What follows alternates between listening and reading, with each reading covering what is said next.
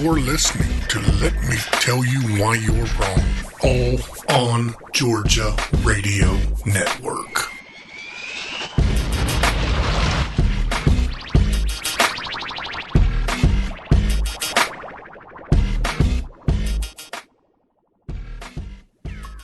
So it is over, folks. It is over. I am Jonathan Giles. This is episode 8 of Let Me Tell You Why You're Wrong podcast. And what is over? The legislative session is over. It's over. They're done. They've gone home. Whatever you didn't lose, you can still keep. In other exciting news, baseball has started. So we've got that going on. Jessica, what do you mean, hell? What are you excited about? I'm excited that we're one day closer to June, and in June I can take a nap. Why can you turn your damn phone off? That wasn't me. That was me. It's on vibrate. I'm just speaking in generalities. If it wasn't you, don't be worried. I don't like your tone. I don't like your tone. I like your glasses, though, so I guess we're even on Thank that. you. Whatever. I'm sorry. I'll try to tone it back and relax. It's been a stressful day. Jessica's popping a top, so she'll be feeling better in a minute. It's a monster drink so that I can keep going until June, because that's when I'm going to sleep. Why June? Yeah. Why not November? Because if I can't sleep till November, I don't want to live till November. I'm freaking tired. So, like, what happens, I don't know, tomorrow or the next day that's going to have you so busy? Well, next week's the first week of the month, which means that I have like 4 meetings a day, Monday, Tuesday, and Thursday. So, but whatever. All right. So, to baseball. Carry on. I enjoy baseball. It's America's pastime. Is it? I thought screwing our country over was America's pastime. We're talking about the people, not the politicians. Me too. Politicians. In any event, Matt Lowe is here. Yep, I'm here. Hopefully he has a better attitude right now than I do. You know what? I'm in a good mood today. You're the only one. Why? You know, I'll just straight up say it. I'm pissy. Jessica's pissy. You're in here happy, smiley Matt. What the hell? You know, I guess I just had a good day. Well, that's good. I'm glad that you had a good day. Speaking of good days, I do have some good news to kick us off with. Daniel Martin, a supporter of Blythe Mayor-elect Philip Stewart, and I'll also add in here that Daniel Martin is also running in his own right. He's running for the city council, but he was arrested, and he's been indicted. Oh, I'm sorry. He's been indicted for giving beer to an underage man in exchange for a vote for Philip Stewart. So, this is Richmond County Grand Jury indicted John Daniel Martin for buying votes, which is a felony, as well as furnishing alcohol to a person under 21. So, according to the indictment, Martin gave the man named Jacob Odom alcohol and tobacco to vote for Stewart. Because that's how they did it in 1890, and that's where Daniel lives.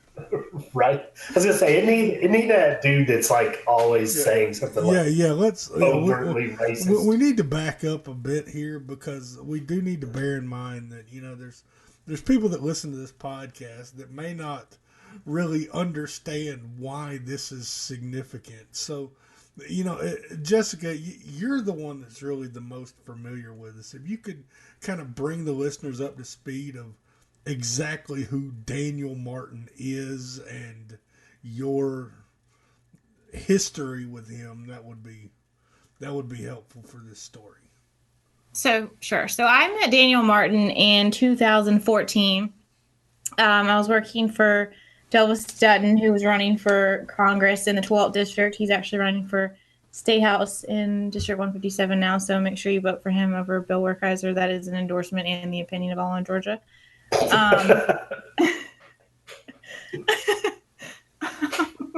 So anyway, Daniel, I met him. He was the chairman or some representative of the Constitutional Party. He was a councilman at the time, I think, or maybe a former councilman, like recently his term had ended. And we were trying to get to know people in the district, and he contacted us. He was an activist up in Richmond County and knew a lot of people, and he was like wanting to get involved with all the candidates who were running. It was a 5-way primary. So we went to Richmond County to meet him at the Chick-fil-A, and I kid you not, it was like an Alex Jones interview, but completely racially slanted. And it was the longest interview of my life. So anyway, Daniel became my Facebook friend. From then on, it was all everything about white Christian men. He doesn't like blacks, Hispanics, Asians, women, Jews. Yeah. If you're not a white Christian man, you are no good to Daniel Martin. And so he actually unfriended me and refriended me, I think, 3 times on Facebook. So anyway, Daniel Martin has been a staple of my Facebook profile for the last 4 years. He's super fun to troll, but he's racist and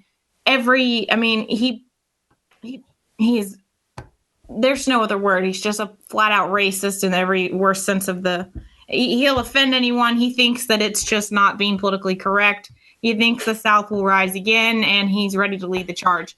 So it's funny that he has been indicted for vote buying because he always talks about how minorities and women and people of other faith steal elections. So the irony of this is just oozing from every seam.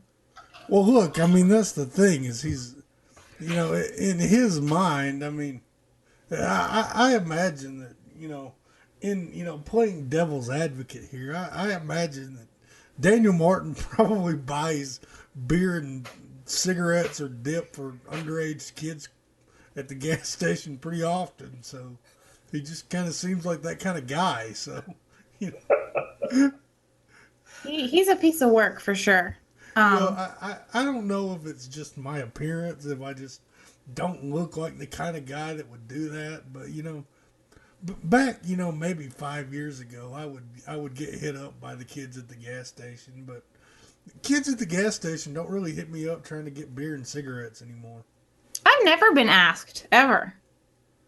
That's because you don't look old enough to buy it. Yeah. Thank you. They're like, yeah, they're just going to card her anyway. Yeah. Matt probably bought some beer and some cigarettes for some kids tonight, so. No, I don't. He's like, screw your government regulations. Yes, it's funny, man. I wouldn't, just because, like, I don't know. I'm okay with legalizing drugs, but man, you should probably be old enough to drink booze, because that can be some wretched stuff. So we broke a major story this past week. Representative Micah Gravely, House District 67, was caught on camera allowing a page to vote for him. So, this is just really scandalous news. And with more on that story, I'm going to let Matt go ahead and tell the rest of that story.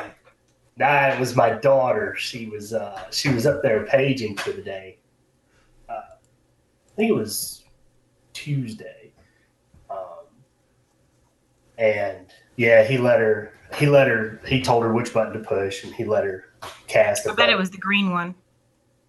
It was a yes vote. Oh, burn. But if you look at the picture that I took, you'll see that same, that Pizzold also voted yes on whatever that was. I don't know what it was. I was too busy trying to take a picture. But one of the coolest things that that was up there. Aside from, for my kid, everything about it was cool, but there were parts of it that were cool for me. And that was meeting some of the people that I've never met before. They knew who I was as soon as they heard my name. Howard Maxwell recoiled when he figured out who I was. That was kind of funny. But it's very interesting running into people that, they knew who I was by name, but did not know my face. Yeah, and I think that's one of the advantages that you and I have over Jessica, is that we can still kind of pull that off. Whereas, like Jessica's face is well known enough that, she runs, she walks in the Capitol and people are ducking and running and Right. But, like me, they kind of know my name, but, nobody really. It's like I can walk into places and I can start filming and people are still like, who are you with? Whereas, Jessica's been doing this for so long that she doesn't have that problem anymore. She walks in with that camera. Oh, they know who she is. God, that troublemaker's here. And you can find her on Facebook. No, my favorite legislators are the ones who are my Facebook friends. And when I run into them, they're like, so what are you doing these days? Really?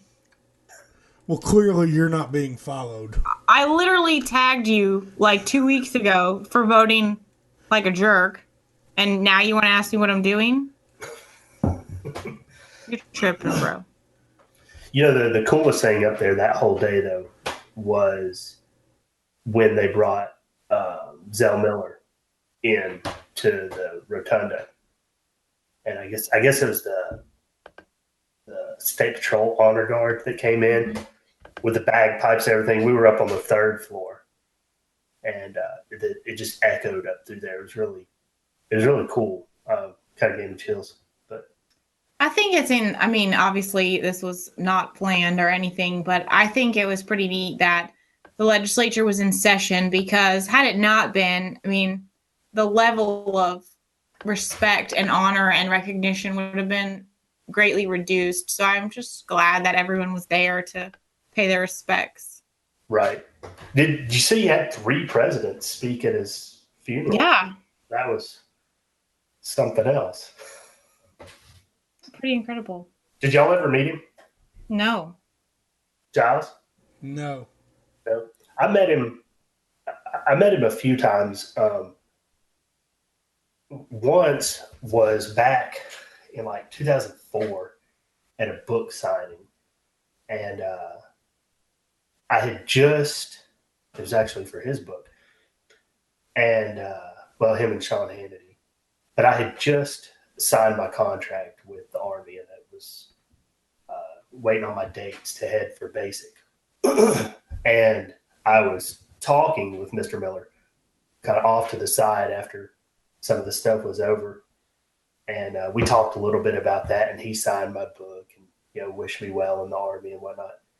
And like 2 weeks later, I had a letter from him on his Senate letterhead that was thanking me and wishing me well again. And I thought that was really cool because he didn't know anything about me other than, my name was Matt and I lived in Austell. So somebody had to, track me down and figure out who I was for him to send that. And then like 4 or 5 years later, I lived up in North Georgia. I lived in Blairsville, and I worked in Hiawassee, which between the two sits Young Harris. And the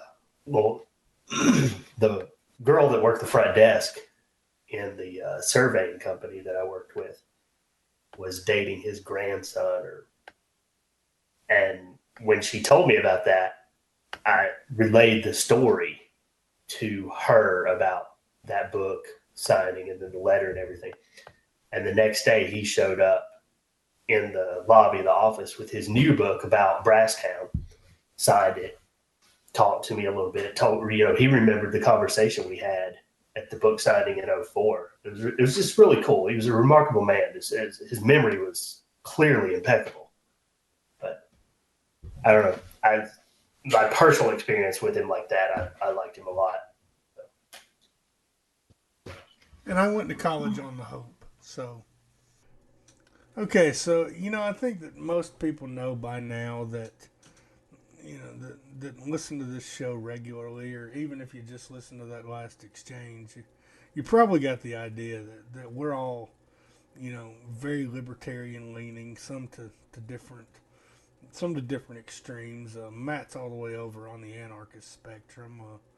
Jessica is, pretty much your standard libertarian, and well, I'm just, I'm a little bit, further on some government issues than Jessica is, but I'm not quite over where Matt's at, where we should just have private security forces. But I'd really like to talk about how we came to those libertarian beliefs, and I can clear. And if any of you people feel that you've been wrongly described, please speak up and say so.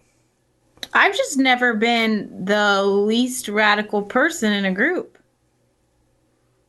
So this is the first time for you. Yeah.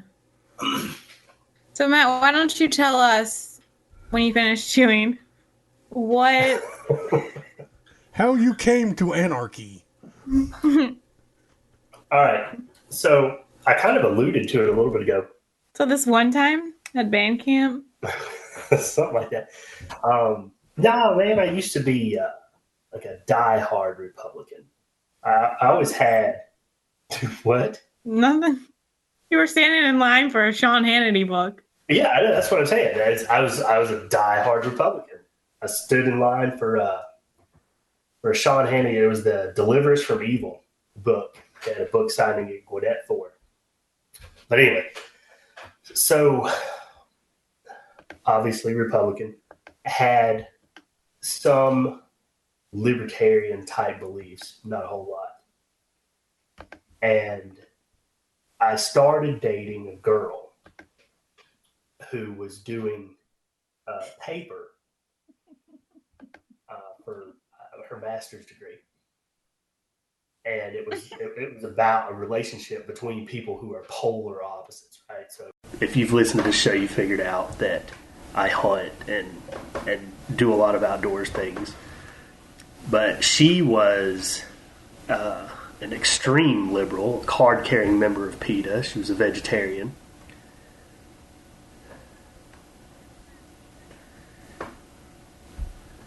Yeah, we were dating. The idea was we would date for about 6 weeks, so she could write this paper about being in a relationship with somebody who's opposite of you like that.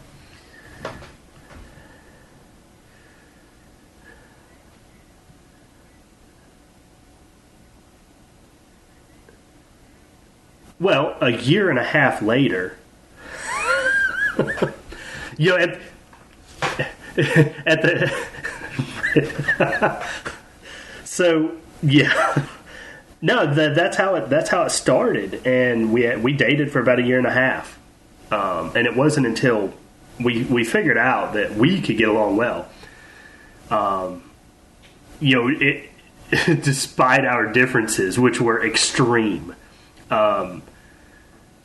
Until the discussion of kids came up, and that's when really kind of the whole thing fell apart.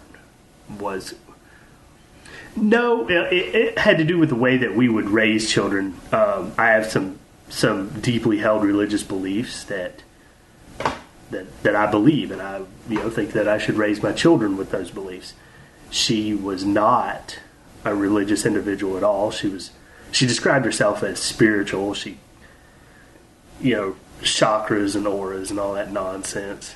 But no, I think that the exposure to just that side of things in general, she had a lot of gay friends. We hung out in Atlanta quite a bit, which was a departure for a guy who lived in West Cobb and Paulding County. So that was the beginning of my transition into libertarianism. And then I don't know, I hung out there for a few years. And then I finally just decided, I don't know, a couple years ago that I didn't need government at all. Like, I can't think of a legitimate reason for government to exist anymore. You know, my transition was actually pretty straightforward. I was a Republican for a long time. Say I was a Republican, I wasn't, really that involved in anything. I was just a guy that liked to argue about politics on the internet, but mostly it was just right-wing talking points. Well, when my son Kason was born and I decided to really actually get involved in politics for the first time and get involved with the state legislature in the medical marijuana fight, when you actually get down there, and Jessica, you know this, when you actually get down there and you get involved, then you very quickly realize just how horrible these people are. And it's just one of those things where, when you actually start getting inside your government, then it's very easy to just turn you against government and cause you to desire to have the smallest, weakest government possible so that you don't have to worry about these liberties if you need them. The liberty to use medical cannabis, for example, or, the right to own the firearms that you choose, things like that.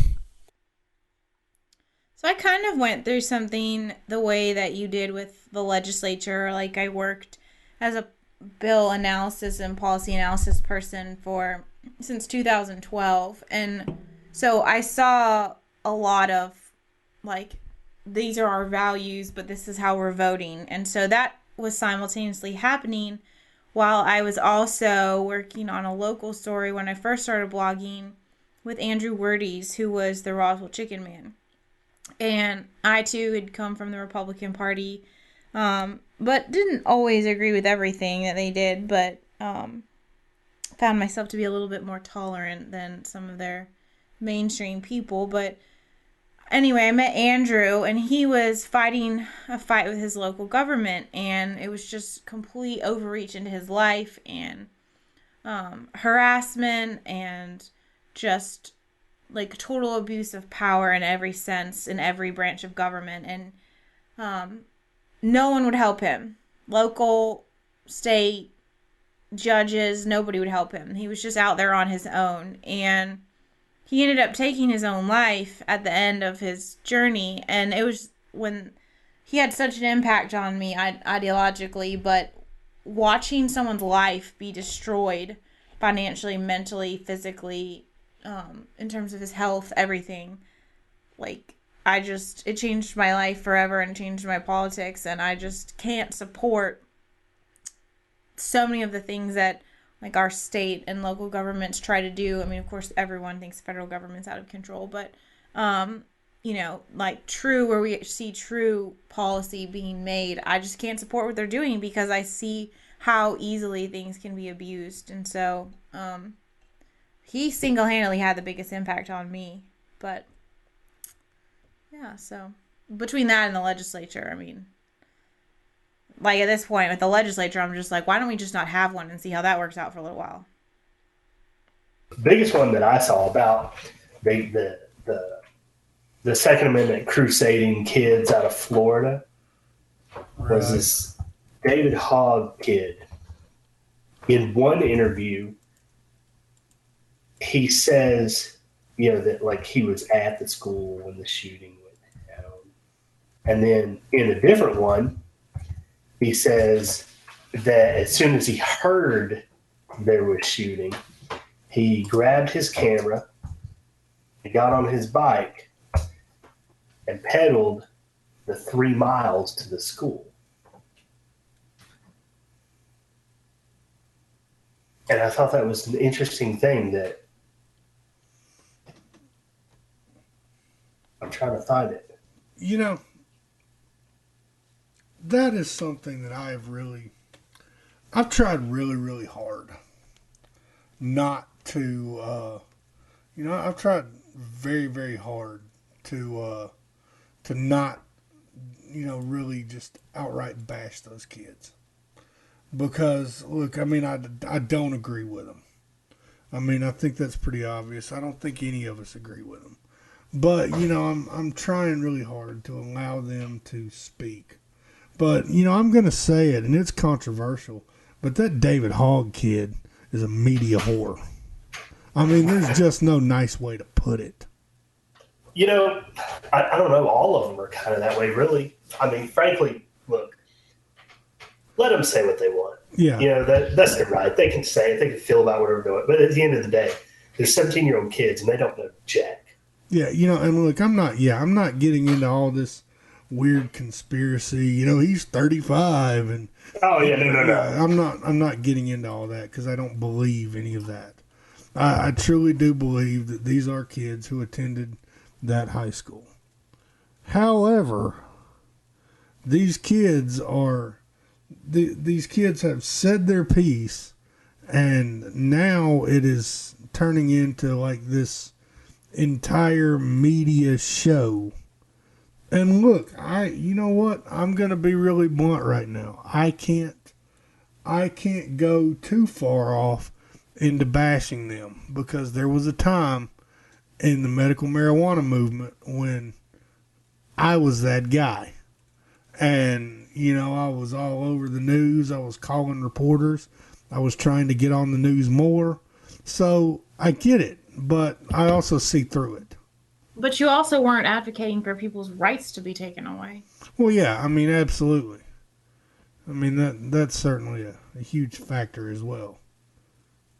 I mean, we're talking about a movement of people that is the first movement in history to ask for a right to be taken.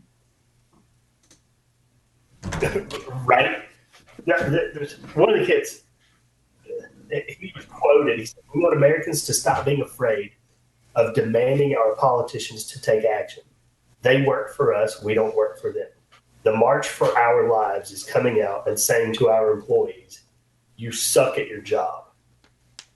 And that was Cameron Kasky. Well, look, you take that completely out of context, and I agree with every word of that. Right.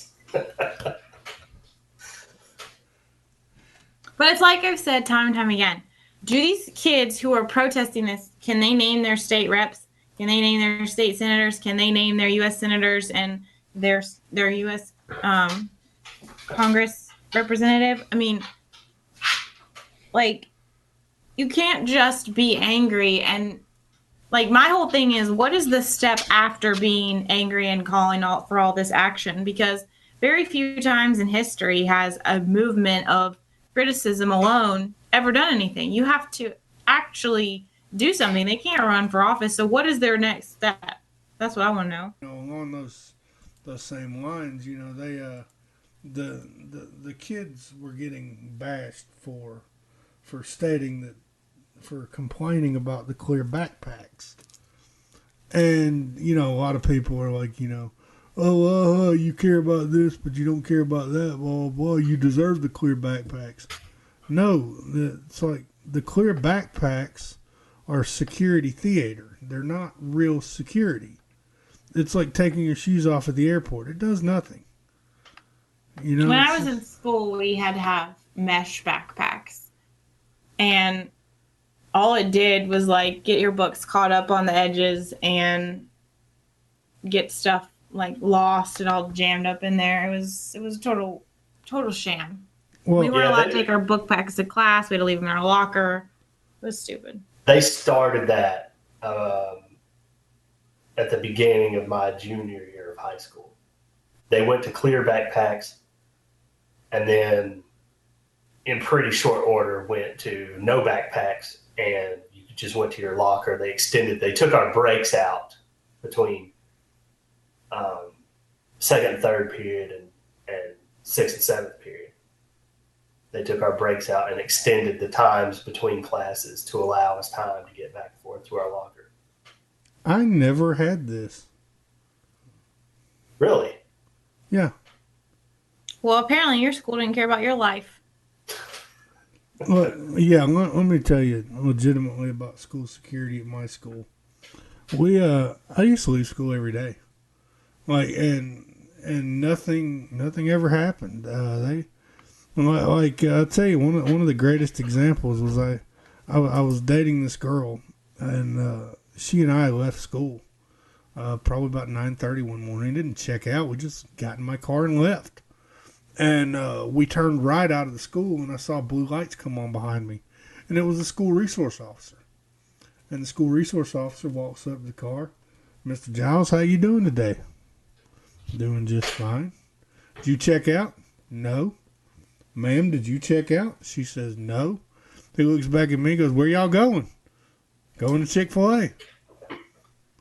He just kind of looks up for a second. Then he kind of looks both ways and reaches back into his back pocket, grabs his wallet, gives me a $5 bill, and tells me to bring him back a chicken biscuit and a large coffee.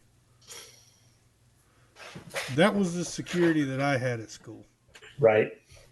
And I survived.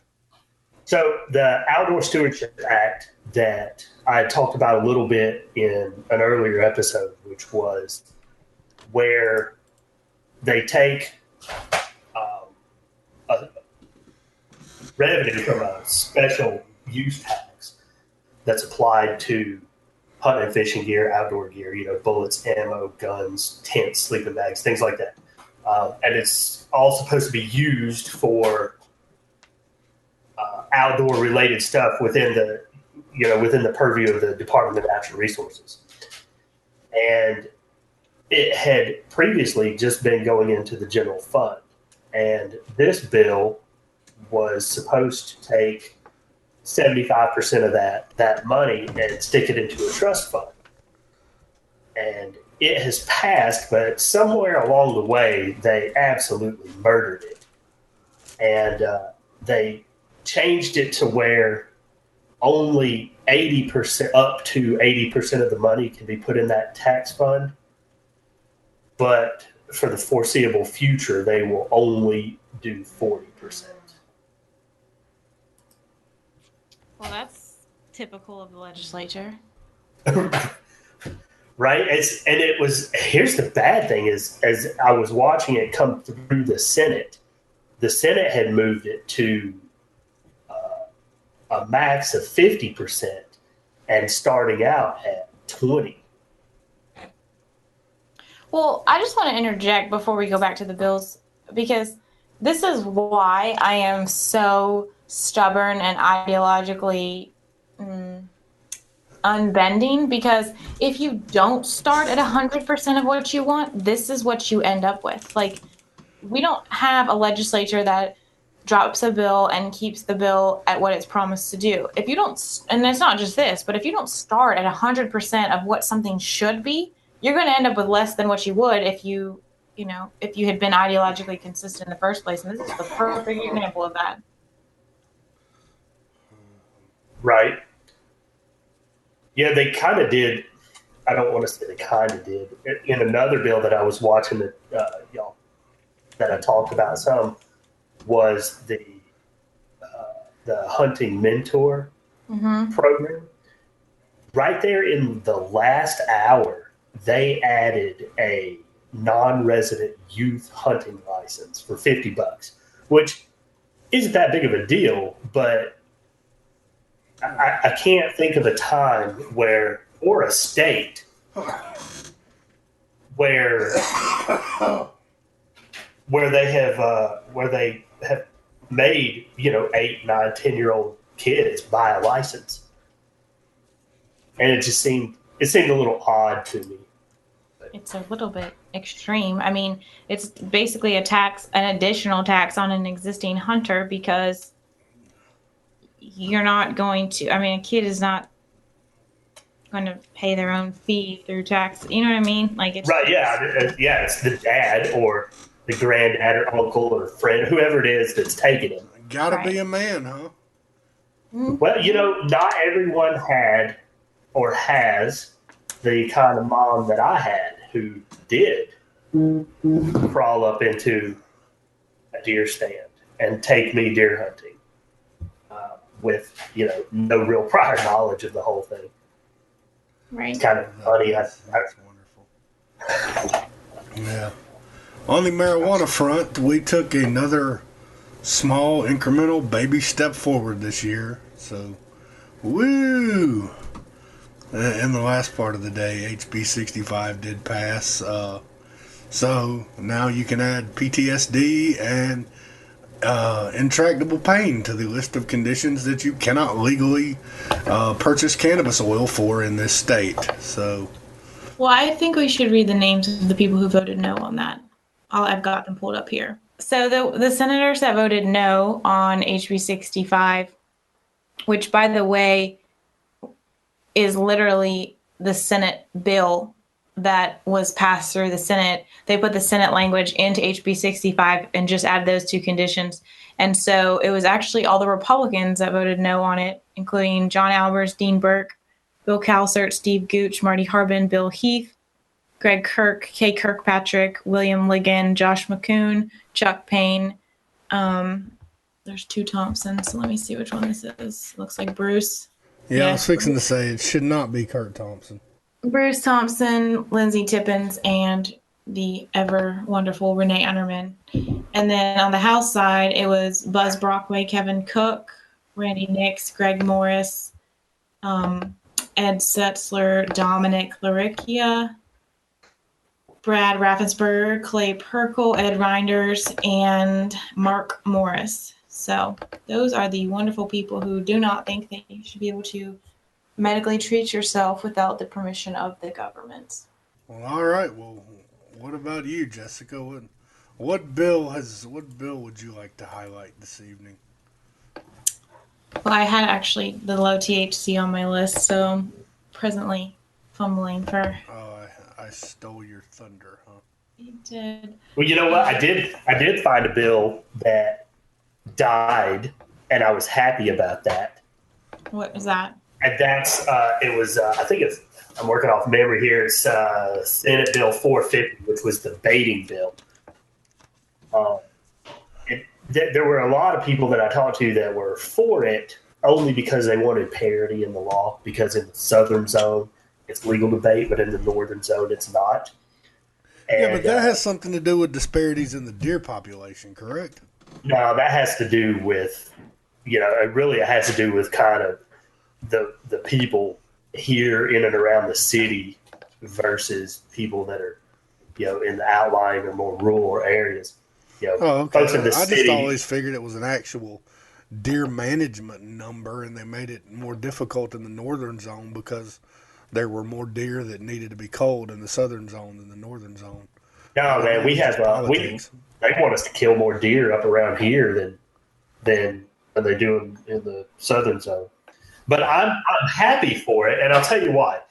Is this year, for the first time, CWD, which is the abbreviation for chronic wasting disease, made an appearance in a southeastern state. And what CWD is the deer version of mad cow disease. And the CDC has been able to get the disease to jump from deer to monkeys. So it's plausible that it could go from deer to humans. And it made an appearance in Mississippi. And the way that this disease is spread is through saliva. And so, like, the surefire, fastest way to do that is to throw out a big-ass pile of corn and have a bunch of deer rubbing noses in it. So I'm thrilled that baiting bill died, and I hope that next year they undo baiting in the southern zone as well. So I did want to comment that on day 40, which was the final legislative day, our legislators voted 92 times. We cast 92 different votes, so that's just wonderful. But I did want to bring up HB 878, and only because it's just a really odd bill. It was I think we mentioned it briefly a few weeks ago, but it and the short version is that it would have allowed people to cancel their insurance by telephone. So this bill it's like I said, it started as the insurance cancellation, and it went before House vote 5 times. The Senate changed it and the House changed it, and it ultimately did not pass. But my problem with it was that it became an entirely different bill and ended up being about step therapy protocol, which is Sharon Cooper's bill that did not pass. So basically, they, just like they always do, they shoved a whole bunch of language that had nothing to do with the bill and tried to pass it out and bounced it back and forth from chamber to chamber. And nobody seemed to vote against it because it was changed in its entirety.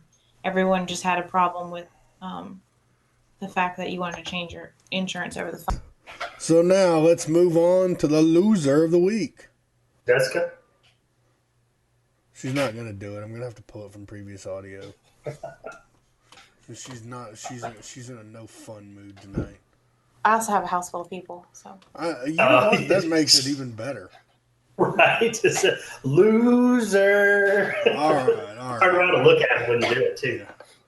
All right, this week's loser of the week with 54.2% of the vote, Senator Renee Unterman. Well deserved. Coming in second place with 41.7% of the vote, State Representative Paulette Rakestraw.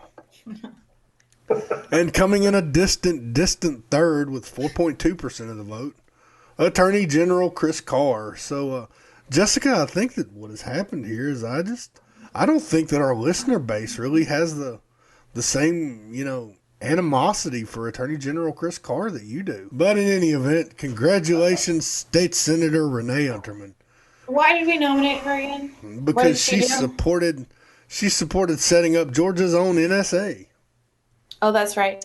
One thing I want to mention about her real quick, since she is the loser, she voted. So there was this bill called Marcy's bill that has been trying to get through for 2 years, and it's about victims' rights in court, and basically says that if you are a victim of a crime, you have to be notified by the prosecution and the judge if you request it. So, like, if you want to be a part of the trial and the parole board stuff and all of that, you have a right as a victim to be notified.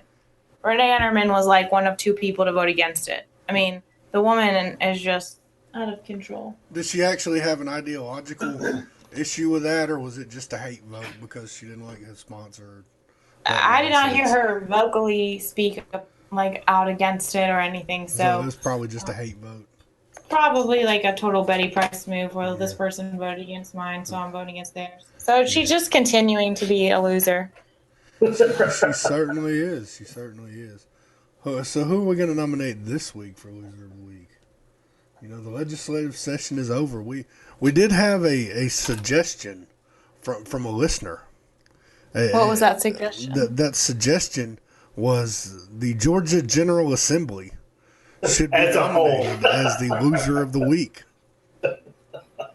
I'm inclined to agree. That's my nomination. The Georgia General Assembly. And I support that. And the only reason I'm opposed to that is because they went home. So, I think that's a positive. But I support your nomination. Matt? So who's that lead? That leads what? The Senate? No, that covers the Senate. I didn't say the House of Representatives. I said the Georgia General Assembly. General Assembly. Can we preemptively nominate Nathan Deal because he's going to sign all this nonsense? I'm all for that. We could nominate him. We could nominate Dallas Mayor Boyd Austin. There's a lot of nominations that could occur here. We could nominate Phil Boyum. Well, let's wait for Phil because there's a council meeting Tuesday, so I'm sure he'll do something stupid. So let's have a principled reason to nominate him. I think this kind of has gone into preemptive strikes. So, all right. So the Georgia General Assembly is well earned. They definitely earned it. Yes. Right. Let's see. Well, we could do the General Assembly. We could do Casey Cagle because, he's a big fat loser anyway, but specifically because that he had his hands all over the marijuana bill. and then Nathan Deal, because he's going to sign it all. Okay. All right, so there they are. We have the Georgia General Assembly, we have Casey Cagle, and we have Nathan Deal. So Attorney General Chris Carr, you are moving on up. You are off the list this week. Don't worry, he'll be back. Right, he'll be back next week. Yeah, we're gonna need to reach out to him soon. We need to get him on the show. Right. We should get him on the show on the week he's the loser. Yeah, that would be fantastic.